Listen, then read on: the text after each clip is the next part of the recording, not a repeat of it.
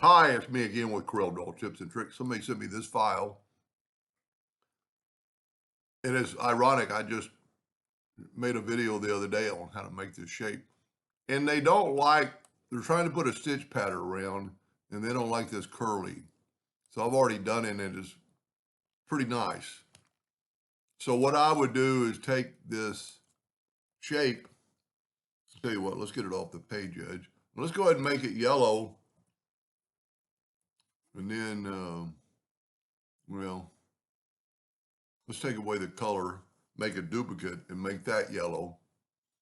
Take away the outline. Then we're going to take this shape, and you would think you would contour to the inside, but you're going to get more of these curves. So I'm going to take this shape, and I'm going to go to Effects and Contour.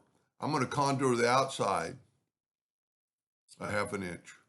You know what, that might be too much, but let's go with it. Now, go to F12 on your keyboard, and go right here to your whatever stitch you want to use, and then make it more than, make it more than I did a no-no. I did not break the contour apart.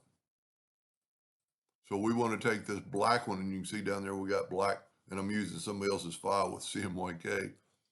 And you've got that selected, hit F12 on your keyboard, and let's go ahead and make it that 4 points and do that stitch pattern right there.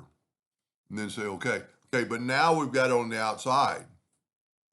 Well, there's nothing to prevent us to taking that line and changing this to 1 inch and go to the inside, and then that put a contour on the inside about at a 1/2 inch, and it's a lot less curvy, and you could play around with that, break contour apart and move that over, go up to Object, Order, front of page, and there's your stitch pattern. A lot of times you're going to find you want to, okay, one other thing we can do, see how it's not really even?